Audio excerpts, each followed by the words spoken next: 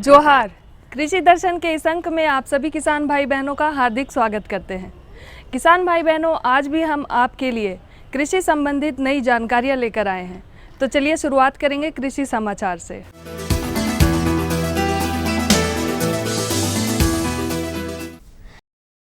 नमस्कार, कृषि समाचार में आपका स्वागत है। मैं हूं अनुश्री। आइए देखते हैं आज कृषि समाचार में क्या है खास। मधुमक्खी पालन व्यवसाय स्थापित करने के लिए मिलता है 40% अनुदान।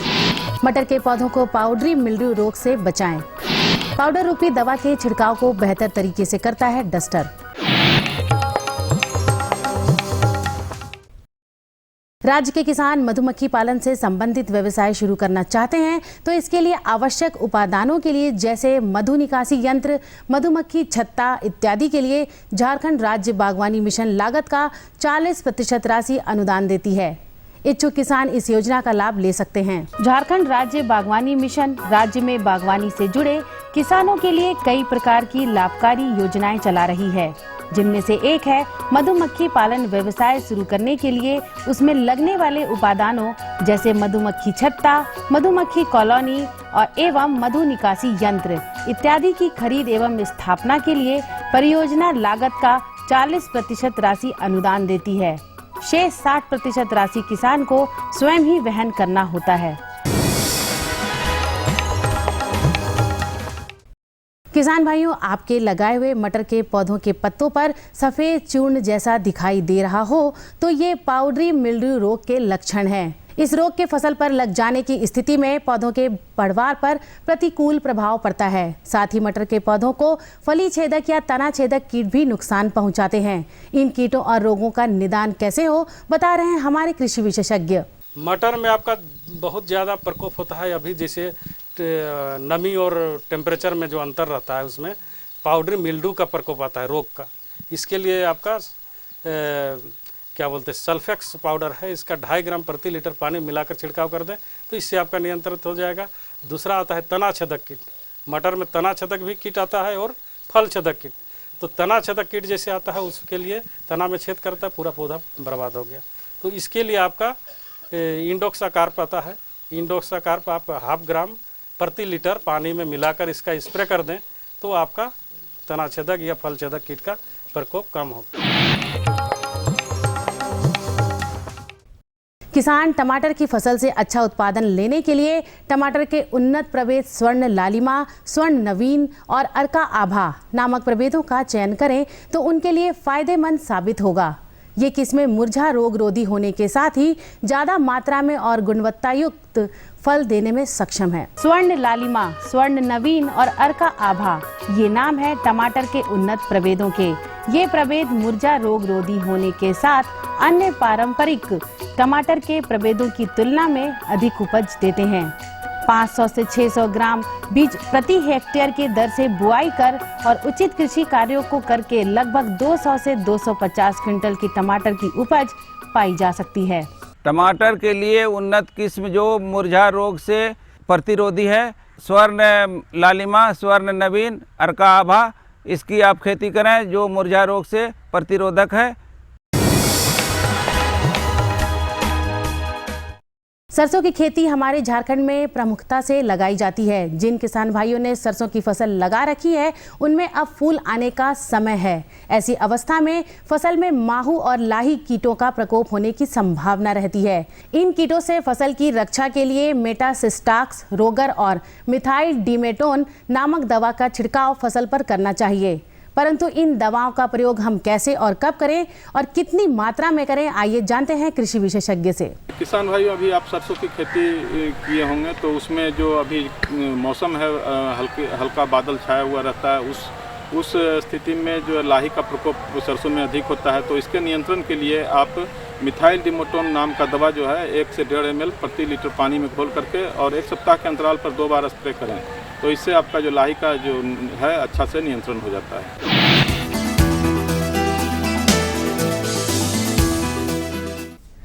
कीटों और रोगों के नियंत्रण के लिए फसलों पर दवा का छिड़काव करना होता है। पाउडर रूपी दवा के छिड़काव को बेहतर तरीके से करने के लिए कृषक डस्टर का इस्तेमाल कर सकते हैं। पाउडर रूपी रासायनिक दवाओं का फसलों पर छिड़काव हाथों द्वारा करने पर बहुत तरह की समस्या आती है।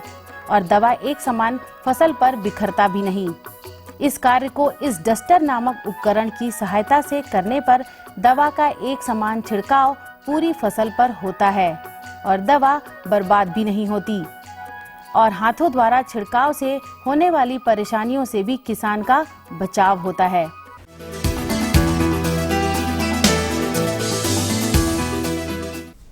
अब वक्त है एक सफल किसान से मिलने का, तो चलते हैं किसान के पास और लेते हैं जानकारी उनके सफलतम कृषि जीवन की। मैं पिगरी फार्म में सक्सेस फार्मर हूँ। मैं पिछले 5 साल से पिगरी फार्म करते आ रहा हूँ। हमारे पास TND नस्ल वैरायटी का शुगर है, जिसे हमने पिगरी फार्म में जिला स्तर से अवार्ड भी मिला मुझे। पिगरी फार्म में और भी आगे करना जा रहा हूं और अनेक किसानों को भी इस पिगरी फार्म में जोड़ने का कार्य किया हूं। और अब एक नजर राज्य के कुछ प्रमुख शहरों के मौसम के मिजाज पर। आज राज्य के कुछ प्रमुख शहरों के तापमान इस प्रकार दर्ज किए गए। रांची अधिकतम 27, न्यूनतम 8 डिग्री सेल्सियस। देवघर अधिकतम 29, न्यूनतम 8 डिग्री सेल्सियस। गोड्डा अधिकतम 29, न्यूनतम 60 डिग्री सेल्सियस। कोडरमा अधिकतम 26, न्यूनतम 6 डिग्री सेल्सियस। चाईबासा अधिकतम 29, न्यूनतम 10 डिग्री सेल्सियस और हजारीबाग अधिकतम 27, न्यूनतम 7 डिग्री सेल्सियस।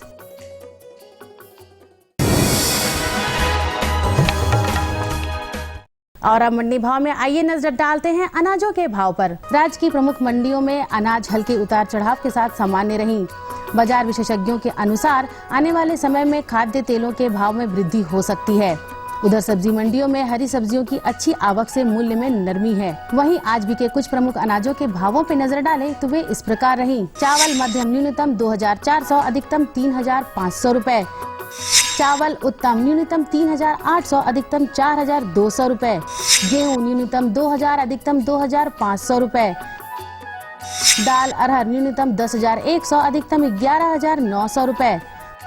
दाल मसूर न्यूनतम 9000, अधिकतम 11000 रुपए। दाल चना न्यूनतम 9300, अधिकतम 10100 रुपए। चीनी न्यूनतम 3600, अधिकतम 4100 रुपए। आलू न्यूनतम 1250, अधिकतम 1700 रुपए और प्याज न्यूनतम 1400, अधिकतम 1600 रुपए। कृषि समाचार में आज इतना ही। अगले दिन अगले अंक में फिर मुलाकात होगी कुछ ताजा तरीन खबरों के साथ। तब तक के लिए दीजिए इजाजत। नमस्कार, जोहार।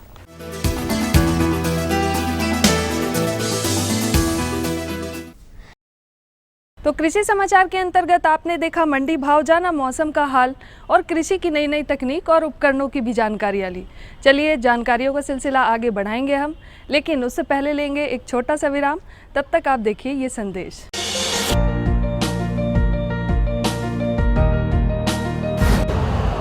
यूरिया का स्वदेशी उत्पादन 70 लाख टन बढ़ाने के लिए 6 उर्वरक संयंत्रों का उद्धार किया जा रहा है।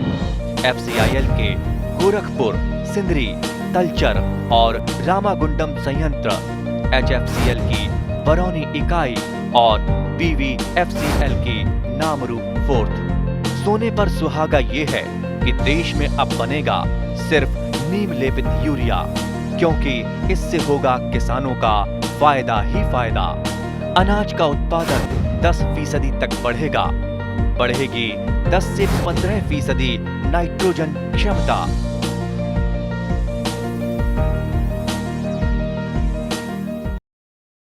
विराम के बाद आप सभी का स्वागत है। किसान भाई बहनों, बहुत सारे हमारे ऐसे किसान भाई बहन हैं जो मिट्टी जांच के महत्व के बारे में नहीं जानते। मिट्टी जांच से हमें ये पता चल सकता है कि मिट्टी में कितनी उर्वरकता है, उसमें कितनी मात्रा में खाद डालें और कौन सी खाद डालें। चलिए इसी के बारे में आज हम जानेंगे अपने विशेषज्ञ डॉक्टर करुणा कुमारी से, जिनसे बातचीत करेंगे हमारे सहयोगी संजय कुमार सिंह। किसी भी फसल की खेती और अच्छे उत्पादन के लिए मौसम का अनुकूल होना बेहद जरूरी होता है। फसलों का चुनाव करना खेत की मिट्टी पर निर्भर करता है और फसलों के उत्पादन क्षमता के बढ़ोतरी के लिए मिट्टी का स्वास्थ्य ठीक होना महत्वपूर्ण होता है। कृषि विशेषज्ञों की सलाह पर किसानों को समय समय पर अपने खेत की मिट्टी का परीक्षण करवाते रहना चाहिए। मिट्टी में मौजूद उर्वरा शक्ति और खाद के संतुलित प्रयोग से हमारे फसल से हमें अच्छा उत्पादन प्राप्त होता है। आज सरकार द्वारा हर एक कृषि विज्ञान केंद्रों तथा कृषि विश्वविद्यालयों में मिट्टी जांच की निःशुल्क व्यवस्था की गई है, जहां किसान अपने खेत की मिट्टी का नमूना ले जाकर अपने खेत में मौजूद उर्वरकों की मात्रा प्राप्त कर सकते हैं और किस मात्रा में कितना उर्वरक का प्रयोग करना है ये भी जानकारी प्राप्त कर सकते हैं। अच्छे उत्पादन के लिए मिट्टी का स्वस्थ होना बहुत जरूरी है। वैज्ञानिक तकनीक अपनाकर खेती करने से हमें अच्छा मुनाफा भी प्राप्त होता है। कभी कभी किसान बिना मिट्टी जांच कराए ही फसल अपने खेत में लगा देते हैं, जिससे समय पर उत्पादन में भारी कमी होती है, जिससे किसानों को काफी आर्थिक नुकसान उठाना पड़ता है। इसलिए किसानों को मिट्टी जांच की महत्ता को समझना चाहिए और समय समय पर नजदीक के कृषि विज्ञान केंद्रों पर मिट्टी जांच कराना चाहिए। मिट्टी का नमूना लेने के लिए किसानों को खेत का चुनाव करना चाहिए। खेत के चुनाव के बाद कृषि उपकरण जैसे फावड़ा या खुरपी या तो सोइल टेस्ट किट की मदद से खेत के 10 से 12 जगहों पर वी आकार का 15 सेंटीमीटर गड्ढा खोदना होगा। फिर उसमें 2 या 3 सेंटीमीटर मिट्टी को काटकर अलग रख दें। फिर बारी बारी बचे हुए खेत के अलग अलग हिस्सों से मिट्टी निकालकर एक जगह पर सारे मिट्टी को मिलाकर उसे वृत्त आकार में फैला दें। उसके बाद उस मिट्टी को 4 बराबर हिस्सों में बांटकर आमने सामने का हिस्सा लेकर बाकी बचे हुए मिट्टी को हटा दें। इसी प्रक्रिया को बार बार करते रहना चाहिए। जब हमारे पास लगभग 500 ग्राम मिट्टी बचेगी तब उस मिट्टी को सूखे सूती कपड़े में रखकर उस पर अपना नाम, पिता का नाम और खेत का नंबर, खेत की पहचान लिखकर बिरसा कृषि विश्वविद्यालय या कृषि विज्ञान केंद्र के मृदा विभाग में दे दें और वहां से हमें पता चल जाता है कि हमारी मिट्टी में पोषक तत्वों में कितना अधिकता है और किस उर्वरक की कमी है। मिट्टी जांच का सही समय गर्मियों का होता है क्योंकि इस समय भूमि सूखी होती है। विशेषज्ञों के अनुसार मिट्टी जांच का समय एक फसल चक्र के बाद या 3 साल में एक बार अपनी मिट्टी की जांच जरूर कराना चाहिए, जिससे हम अपने फसलों की उत्पादन क्षमता में बढ़ोतरी के साथ साथ मिट्टी की उर्वरा शक्ति बनाए रखने में भी मदद करते हैं। 2015 में हमारे प्रधानमंत्री ने ये योजना की शुरुआत की, जो कि उनका मुख्य उद्देश्य इस पीछे है इसका सॉइल हेल्थ कार्ड की हमारी जो उत्पादकता है, कृषि उत्पादकता और पैदावार को बढ़ावा देना। इसके साथ साथ हम लोग इस पे क्वालिटी का नियंत्रण भी कर सकते हैं। और ये सबसे बड़ी बात है कि ये हमारे कृषि विज्ञान केंद्र और फिर जिला कार्यालय, जिला कृषि कार्यालय सभी जगह ये बनाया जाएगा। और इसके लिए हम लोग कुछ नई एजेंसी से भी कांटेक्ट किया गया है जो किसानों को इसका मतलब कि सहायता प्रदान करें और वो मिट्टी की जांच कराएंगे। सबसे पहली बात है कि इसमें स्वास्थ्य कि जैसे हमारा स्वास्थ्य इम्पॉर्टेंट है वैसे मिट्टी का भी है, तो हम लोग ऐसे ध्यान नहीं देते हैं, अपने स्वास्थ्य पे देते हैं, मिट्टी पे नहीं देते हैं। इसलिए एक नई योजना है, एक नई पहल है और इससे हमारे किसान भाई अपने मिट्टी के बारे में जागरूक होंगे और वो जानेंगे कि उनमें क्या कमी है। सॉइल हेल्थ कार्ड में ये दर्शाया गया है, उसमें कॉलम है कि जो भी हमारे मिट्टी के स्वास्थ्य के लिए चाहिए मुख्य पोषक तत्व एवं गौण पोषक तत्व, मतलब मेजर और माइनर दोनों पोषक तत्वों के बारे में उसमें जानकारी दी गई है। और फिर हम उसके हिसाब से जो कमी है उसको किसान को बताएं कि आपके मिट्टी में ये कमी है और फिर उसको आप रिकमेंड करते हैं। हम लोग बताते हैं कि आप ये चीज़ अप्लाई कीजिए, इसको अपने खेत में ये यूरिया दीजिए, फर्टिलाइज़र दीजिए, जो भी उसके हिसाब से हम उसको रिकमेंड करते हैं। तो इससे क्या होता है कि जो उसको चाहिए, जो हमारे मिट्टी को चाहिए वो उस तक पहुंचता है और जो उन्हें नहीं चाहिए, और ऐसे हम किसान क्या करते हैं जितने भी खाद हैं सभी डाल देते हैं, इससे उस पर बंजरा। आप यहाँ रोकना चाहेंगे, मृदा स्वास्थ्य कार्ड बनाने की प्रक्रिया शुरू कहाँ से होती है? सबसे पहले है कि हमारी एक योजना ICR के द्वारा जो शुरू करी है आर्या एक प्रोजेक्ट के तहत हम हर एक गांव में 2 किसान को आर्या मित्र के रूप में सेलेक्ट करते हैं और फिर हम उन्हें प्रशिक्षण देते हैं कि कैसे हमारा सॉइल को लेना है। खेत में जाके किसान कैसे लेंगे, जैसे कि पहले घास हटा देंगे, फिर तिकोना एक गड्ढा करेंगे, फिर उसके नीचे से मिट्टी निकालेंगे और जो भी उनका रकबा है, जो भी उनका एरिया है, उसके कोने कोने से हर एक कोने से 2 हेक्टेयर का अगर हमारा है तो उसके चारों कोने से हम लोग उसमें निकाल लेंगे, मतलब मिट्टी निकाल लेंगे और फिर उसको हम लोग सबको मिला के आधा केजी के अनुसार जमा करेंगे। फिर उसे पैकेट में बंद करेंगे, उसमें अपना नाम, पता, ज़मीन कहाँ का है, अक्षांश, देशांतर सारा कुछ GPS सिस्टम के द्वारा उसमें किया जाएगा और वो कृषक मतलब जिला कृषि कार्यालय में या ब्लॉक स्तर पे शिक्षा कृषक मित्र को देके वो कृषि विज्ञान केंद्र में भी इसकी सुविधा प्रदान की गई है, यहाँ भी वो भेज सकते हैं और यहाँ उनके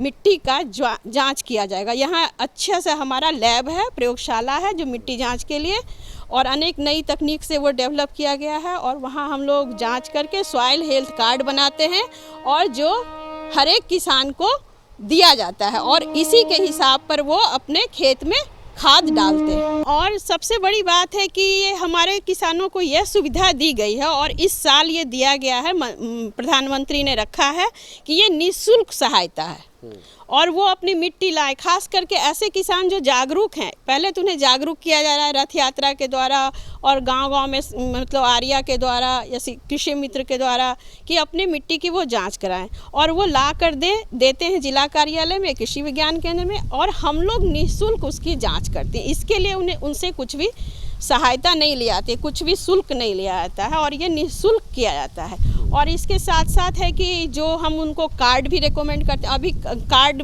को वितरित किया गया। अभी हम लोग देखते हैं 10 दिन पहले एक कार्यक्रम हुआ, उसमें सभी ज़िले में हुआ और उसमें विधायक, DC सभी उपस्थित थे। हमारे यहाँ जामताड़ा में भी हुआ कृषि कार्यालय में, तो वहाँ पे सभी लोग उपस्थित हुए और सॉइल हेल्थ कार्ड वितरित किया गया किसानों को। खास करके जो हमारे बिल्कुल पिछड़े हुए हैं आदिवासी भाई हैं उनको प्रशिक्षित मतलब आप लोग लाइए और निःशुल्क जांच कराइए, ये सुविधा उनको दी गई है। ये जो स्वास्थ्य मृदा स्वास्थ्य कार्ड जब बनता है तो क्या ये किसानों को बिल्कुल पता चल जाता है कि हमारे ज़मीन में किस चीज़ की कमी है, किस चीज़ की कमी नहीं है? नहीं, आपने सही प्रश्न किया। ये जो मृदा स्वास्थ्य कार्ड जो बनता है इसमें हमारा कॉलम बना हुआ है कि हम जो जांच करते हैं तो उसमें लिखते हैं कि जैसे कि मैग्नीशियम कितना है, बोरॉन कितना है, जिंक कितना है और फिर आपको इसमें कितना मिलाना है। अच्छा, मतलब जो कमी है आप वो चीज़ ही इसमें डालिए, ये नहीं कि पूरा फर्टिलाइज़र आप लाए और जो डोज है हमारा रिकमेंडेड डोज जो है हम डाल दिए, वैसा नहीं करना है। आपके मिट्टी में जो कमी है सिर्फ हमें वो ही डालना। इससे उनका क्या होता है कि पैसे की बचत होती है, वो जो पूरा डोज देते थे। दूसरी बात क्या है, जो हमारी ज़मीन बंजर होते जा रही है उसके स्वास्थ्य पे हम ध्यान नहीं देते हैं, उसका ही पता चलता है। मतलब हम अपने स्वास्थ्य के प्रति इतने जागरूक हैं, छोटी सी सर्दी खांसी होती है तुरंत दिखाते हैं, लेकिन मिट्टी के बारे में हम लोग उतना कोशिश ही नहीं किए, ना उतने जागरूक थे जो कि उसका भी हम लोग हेल्थ का ध्यान दें।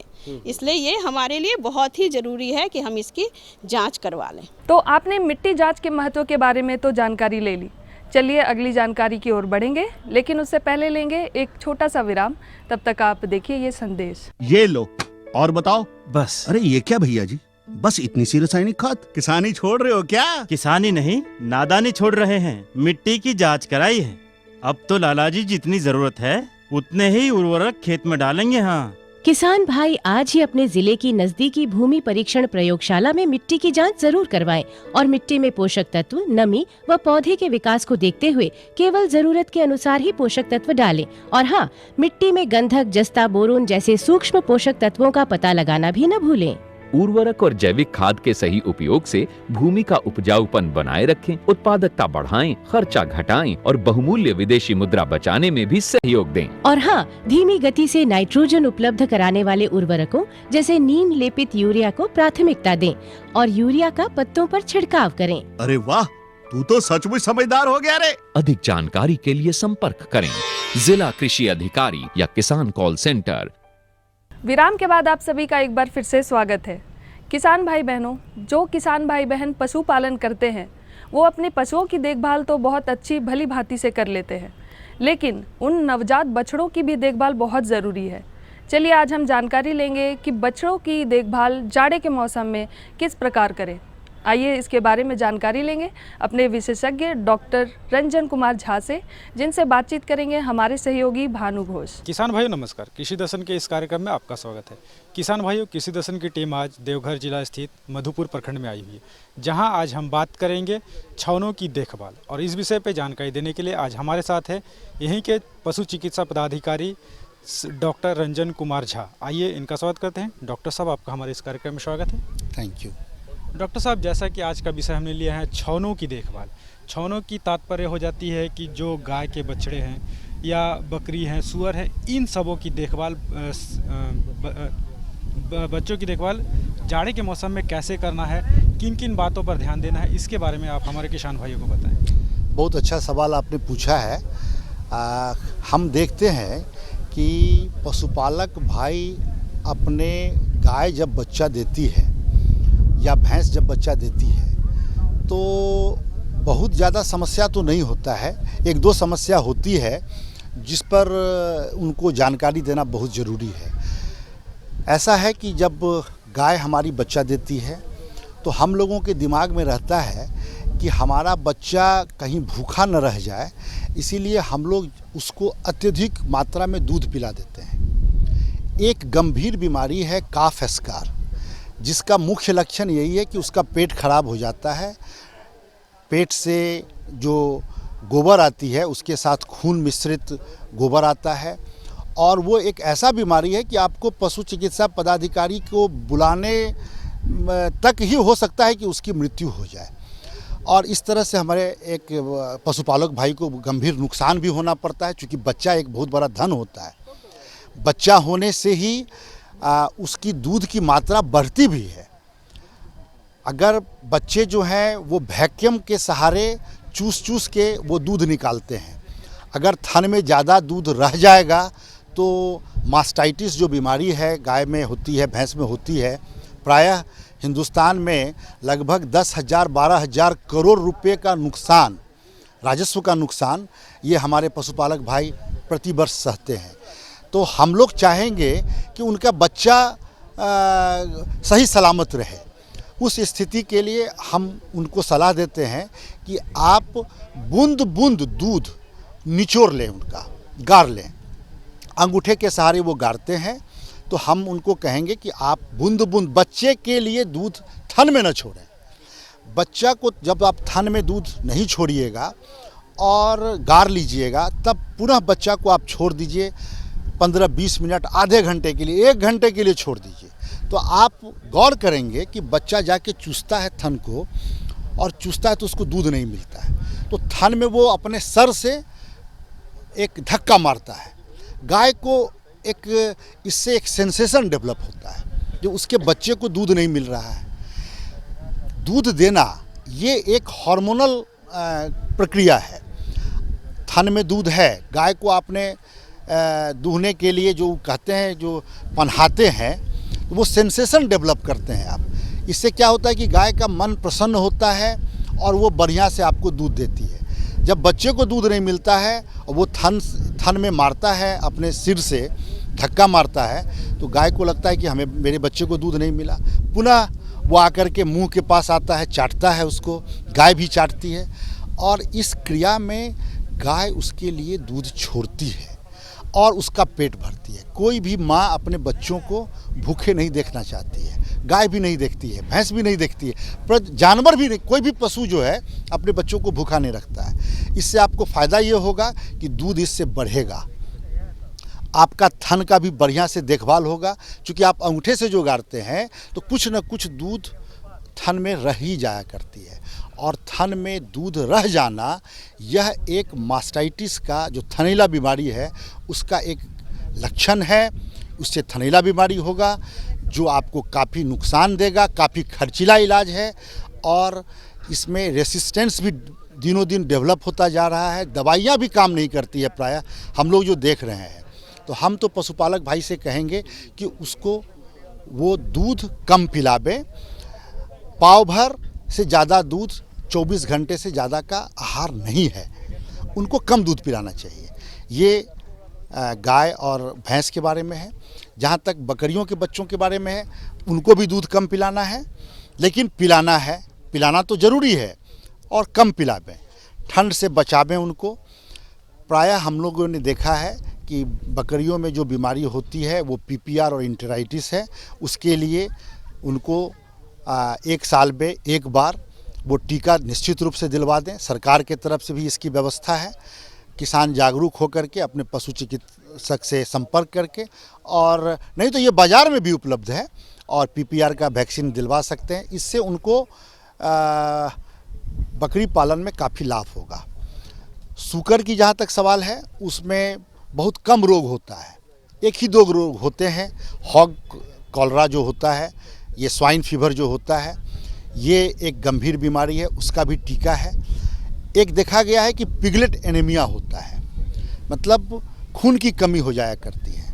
तो इसका भी उपचार अगर किसान भाई जागरूक हो जाएंगे और अपने पशु चिकित्सक से सलाह लेंगे तो इसका भी उपचार बहुत ही कम खर्चे में हो जाया करती है। बैलेंस डाइट, संतुलित आहार उनको देना चाहिए, और एक बार में एक सूकर बहुत ज़्यादा बच्चा देती है। तो प्राय हम लोगों ने देखा है कि दूध पीने के क्रम में वो दब के मर जाया करती है।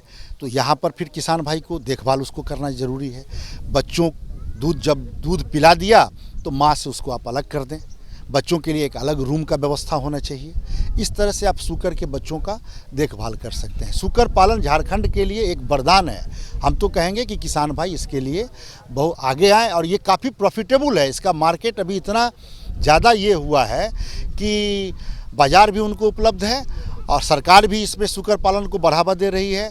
हमारे कांके में और हमारे मधुपुर प्रखंड में अभी एक पंचायत है, धमनी नाम है, वहाँ पर हम लोगों ने एक सूकर फार्म खोला है। एक आदिवासी भाई हैं, पशुपालक भाई, उन्होंने बहुत अच्छा इसका ये किया है, और प्राय हर आदिवासी किसान जो हैं वो सूकर पालन का काम करते हैं। इसमें उनको आगे बढ़ना चाहिए। डॉक्टर साहब, अंत में चलते चलते आप हमारे किसान भाइयों एवं पशुपालक भाइयों को और क्या सुझाव देंगे ताकि जाड़े के मौसम में वो छौनों की देखभाल उचित तरीके से कर सकें? प्रायः हम किसान भाई से यही अनुरोध करेंगे कि वो माँ का दूध तो अवश्य पिलाएं, निश्चित पिलाएं, लेकिन एक बार में कम मात्रा में पिलावें। 2 बार के बदला में वो 4 बार पिलावे दूध को, लेकिन एक बार में वो कम मात्रा में दूध पिलावें। यही एक गंभीर समस्या है जो काफ एस्कार बीमारी है, उससे अपने बच्चों का वो देखभाल करें। तो देखा किसान भाइयों, डॉक्टर साहब ने कितनी अच्छी जानकारी दी जाड़े के मौसम में छौनों की देखभाल के बारे में। डॉक्टर साहब, आप हमारे इस कार्यक्रम में और इतनी अच्छी जानकारी दी, इसके लिए आपका बहुत बहुत धन्यवाद। धन्यवाद। तो आज के लिए बस इतना ही। जाते जाते आप हमारा पता लिख लें, जिससे आप हमें खत लिख सकते हैं, अपने सुझाव भेज सकते हैं। हमारा पता है कार्यक्रम कृषि दर्शन, कृषि प्रकोष्ठ द्वारा केंद्र निदेशक, दूरदर्शन केंद्र, रातू रोड, रांची, और पिन संख्या है 834001। तो इसी के साथ आप हमें दीजिए इजाज़त। हम अगले अंक में फिर से हाजिर हो जाएंगे आप सभी के लिए नई जानकारियाँ लेकर। जोहार।